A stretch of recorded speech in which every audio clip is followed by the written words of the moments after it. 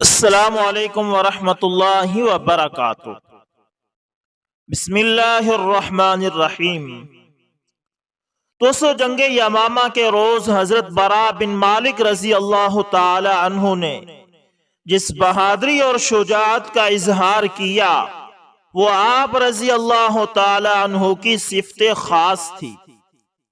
ایک ایسے مرد میدان کی صفت جس کے بارے میں حضرت عمر بن خطاب رضی اللہ تعالی عنہ فرمایا کرتے تھے کہ انہیں کبھی کمانڈر نہ بنایا جائے، کیونکہ ان کی تمام تر جسارت اور پیش قدمی اور قوت آزمائی کا مقصود شہادت ہی ہوتا ہے۔ یہ چیزیں ان کی قیادت کو دوسرے سپاہیوں کے لیے ایسے خطرے سے دوچار کر سکتی ہیں جو تباہی سے کم نہیں ہوتا۔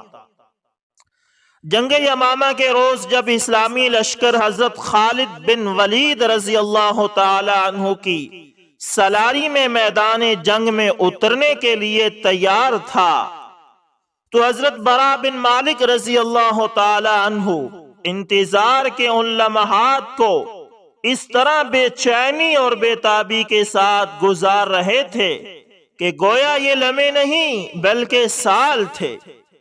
اس موقع پر تیزی کے ساتھ حرکت کرتے ہوئے آپ رضی اللہ تعالی عنہ کی آنکھیں میدان جنگ کا بغور جائزہ لیتی رہی، گویا وہ اس عظیم بہادر کے لیے موزوں ترین جائے شہادت تلاش کر رہی تھی۔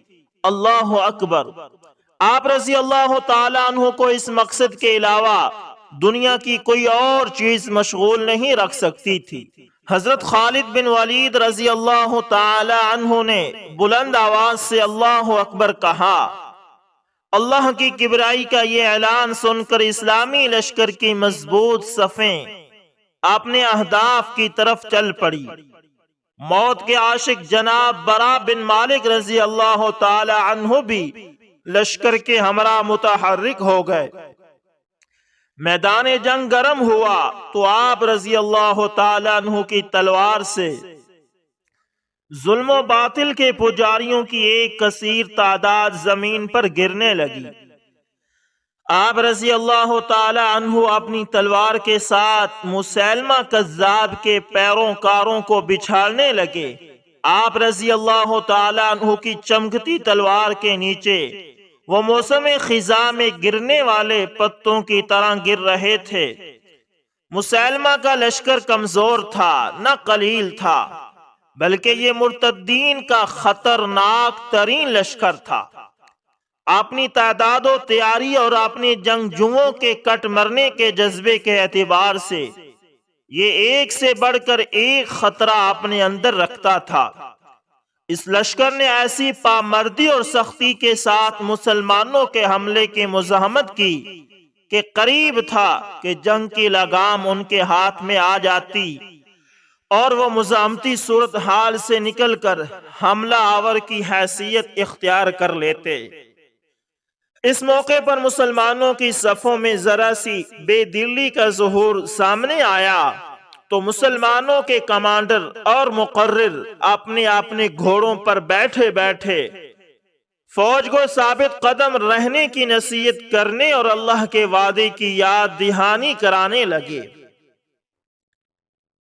حضرت برا بن مالک رضی اللہ تعالی عنہ بلند آہنگ تھے۔ سپہ سالار لشکر جناب خالد بن ولید رضی اللہ تعالی عنہ نے آپ رضی اللہ تعالی عنہ کو بلایا کہ اے برا تم بھی اعلان کرو۔ حضرت برا بن مالک رضی اللہ تعالی عنہ نے پوری قوت سے جرأت مندانہ اور ہادیانہ اعلان کیا کہ اے اہل مدینہ، آج کسی مدینہ کے بارے میں نہ سوچو، آج صرف اللہ اور جنت کو نظروں کے سامنے رکھو۔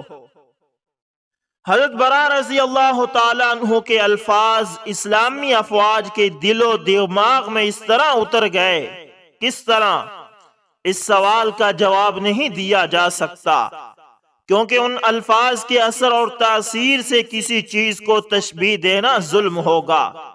بس ہمیں یہ کہنا چاہیے کہ جناب برا بن مالک رضی اللہ تعالی عنہ کے الفاظ منہ سے نکلے اور اپنا کام کر دکھایا۔ تھوڑے ہی وقت میں مارکا اپنی پہلی صورتحال پر لوٹ آیا، یعنی مسلمان جم کر لڑنے لگے۔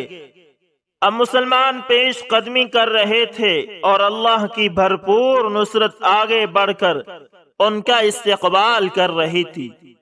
مشرک بڑی ذلت امیز شکست سے دو چار ہو کر زمین پر گر رہے تھے۔ حضرت براء بن مالک رضی اللہ تعالی عنہ اپنے ان ساتھیوں کے ساتھ تھے جو پرچم کے سائے تلے اپنی عظیم منزل کی طرف گامزن تھے۔ صلاۃ اللہ وسلامہ علی محمد و اصحابہ۔ مشرک پسپا ہو کر بھاگ اٹھے اور انہوں نے ایک بہت بڑے باغیچے میں داخل ہو کر اپنے آپ کو بچانے کی کوشش کی۔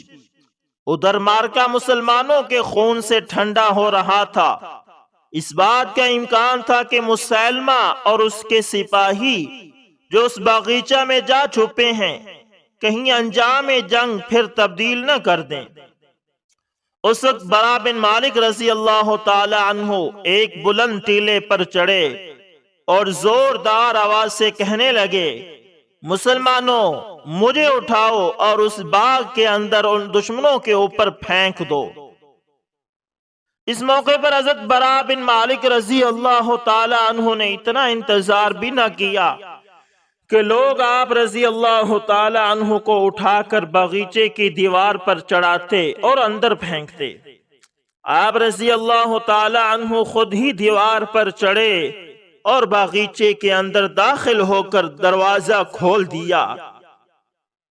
پھر اسلامی فوج اس کے اندر داخل ہو گئی، مگر قدرت کے فیصلے دیکھیے کہ اس کے باوجود حضرت براء بن مالک رضی اللہ تعالی عنہ کا خواب پورا نہ ہوا۔ مشرکین کی تلواریں آپ رضی اللہ تعالی عنہ کو نہ پا سکیں اور نہ شہادت آپ کو مل سکی، جس کی وہ خواہش اور تمنا کیا کرتے تھے اور جس کی وجہ سے ان کا دل مچل رہا تھا، وہ خواہش پوری نہ ہو سکی۔ حضرت ابوبکر رضی اللہ تعالی عنہ نے سچ فرمایا تھا کہ موت کے حریص رہو تمہیں زندگی عطا ہوگی۔ اس روز اس عظیم بہادر کے جسد نے مشرکین کی تلواروں کے 90 کے قریب ضربے سہی، جن سے آپ رضی اللہ تعالی عنہ کو اتنے ہی زخم آئے۔ جنگ کے بعد پورا 1 ماہ گزر گیا۔ حضرت خالد بن ولید رضی اللہ تعالی عنہ بذات خود آپ رضی اللہ تعالی عنہ کی تیمہ داری کیا کرتے تھے۔ حضرت براء بن مالک رضی اللہ تعالی عنہ نے جس قدر زخم کھائے اور تکلیفیں اٹھائی، یہ سب کچھ اس خواہش اور تمنا کے حصول کے لیے تھا جو اس موقع پر حاصل نہ ہو سکی، لیکن اس کے باوجود آپ رضی اللہ تعالی عنہ مایوس نہ ہوئے، کیونکہ ہر دن کوئی نیا مارکا کھڑا کر دیتا تھا جہاں آپ رضی اللہ تعالی عنہ کو اپنی خواہش کے پورا ہونے کا قوی امکان نظر آیا کرتا تھا۔ حضرت براء بن مالک رضی اللہ تعالی عنہ کو رسول اللہ صلی اللہ علیہ وسلم نے خوشخبری دی تھی کہ آپ رضی اللہ تعالی عنہ مستجاب الدعوات ہیں، یعنی اللہ تعالی سے حضرت براء کی دعا قبول کر لیتا ہے، اور حضرت براء بن مالک اللہ سے جو بھی مانگے گا اللہ اسے عطا کرے گا۔ اس لیے حضرت براء بن مالک ہمیشہ اپنے رب سے یہی دعا کیا کرتے تھے کہ اے اللہ مجھے شہادت عطا فرمائیے۔ پھر آپ پر یہ بھی واجب تھا کہ آپ جلد بازی سے کام نہ لیں، کیونکہ ہر کام کا ایک وقت مقرر ہوتا ہے۔ حضرت براء بن مالک رضی اللہ تعالی عنہ اپنے زخموں سے شفا یاب ہو گئے اور پھر ان اسلامی لشکروں کے ہمراہ چل پڑے۔ حضرت براء بن مالک رضی اللہ تعالی عنہ کفر و اسلام کے ان مارکوں میں اپنی تلوار سے ضربیں لگا رہے تھے۔ تلوار کی ہر ضرب کی جگہ جہان نو کی ایک بلند ترین دیوار بن رہی تھی، جو جہان روشن ہوتے دن کی طرح واضح ہو رہا تھا۔ عراق کے ساتھ مسلمانوں کی ایک جنگ کے دوران ایرانیوں نے اس قدر درندگی کا مظاہرہ کیا جو وہ کر سکتے تھے۔ ان کی افواج نے آگ سے تپی ہوئی زنجیروں کے ساتھ کنڈے لگا رکھے تھے۔ جنہیں وہ لوگ اپنے قلعوں کے اندر سے باہر پھینکتے تھے۔ جو بھی مسلمان ان زنجیروں کی ضد میں آتا وہ ان سے خلاصی نہ پا سکتا، اور یہ زنجیریں اس کو جلا کر راکھ کر دیا کرتی تھی۔ حضرت برا بن مالک رضی اللہ تعالی عنہ اور آپ کے مواخاتی بھائی جناب انس بن مالک رضی اللہ تعالی عنہ کو مسلمانوں کی ایک جماعت کے ساتھ ان قلعوں کی کوئی ذمہ داری سونپی گئی تھی۔ اسی دوران ان کنڈوں والی زنجیروں میں سے ایک زنجیر اچانک حضرت انس بن مالک رضی اللہ تعالی عنہ پر آن پڑی۔ حضرت انس بن مالک رضی اللہ تعالی عنہ اس زنجیر کو ہاتھوں سے پکڑ کر اپنے جسم سے الگ نہ کر سکے، کیونکہ وہ دہتے ہوئے شعلے اگل رہی تھی۔ حضرت برا بن مالک رضی اللہ تعالی عنہ نے اس موقع کو بھی شہادت کا موقع خیال کیا، جلدی سے اپنے بھائی انس بن مالک کی طرف بڑھے، دونوں ہاتھوں سے زنجیر کو پکڑا اور پوری قوت کے ساتھ اس سے زور آزمائی کرتے ہوئے اسے توڑ ڈالا۔ حضرت انس بن مالک رضی اللہ تعالی عنہ زنجیر سے خلاصی پا گئے، لیکن حضرت برا نے اپنے ہاتھوں پر نظر ڈالی تو وہ دکھائی نہ دیے۔ ان کا سارا گوشت اتر چکا تھا اور جلی ہوئی ہڈیوں کا صرف ڈھانچہ رہ گیا تھا۔ لیکن قدرت کی شان دیکھیے کہ اللہ کی راہ کا یہ مجاہد علاج کے لیے کچھ وقت گزارنے کے بعد شفا یاب ہو جاتا ہے، اور موت کا یہ عاشق اثر نو موت کے تعاقب میں نکل کھڑا ہوتا ہے۔ کیا اب ان کی تمنا پوری ہونے کا وقت آ گیا ہے؟ یقیناً کیوں نہیں۔ مسلمان اس مقام پر ایران کے مقابل ہیں، اور حضرت برا بن مالک رضی اللہ تعالی عنہ کے لیے اس سے بڑھ کر خوشی کا اور کون سا موقع ہو سکتا تھا۔ احوازی اور فارسی بہت بڑی تعداد میں اکٹھے ہو گئے تھے تاکہ مسلمانوں کو نیست و نابود کر دیں۔ امیر المومنین حضرت عمر بن خطاب رضی اللہ تعالی عنہ نے کوفہ میں موجود اسلامی کمانڈر حضرت سعد بن ابی وقاص رضی اللہ تعالی عنہ کو خط لکھا کہ احواز کی طرف فوج بھیجو۔ بصرہ میں حضرت ابو موسیٰ اشعری رضی اللہ تعالی عنہ کو بھی احواز کی طرف فوج بھیجنے کا حکم دیتے ہوئے کہا، سہیل بن عدی کو لشکر کا کمانڈر بنا کر بھیجو اور برا بن مالک کو ان کے ساتھ ہونا چاہیے۔ پھر کوفہ اور بصرہ سے آنے والے دونوں لشکر اکٹھے ہو گئے۔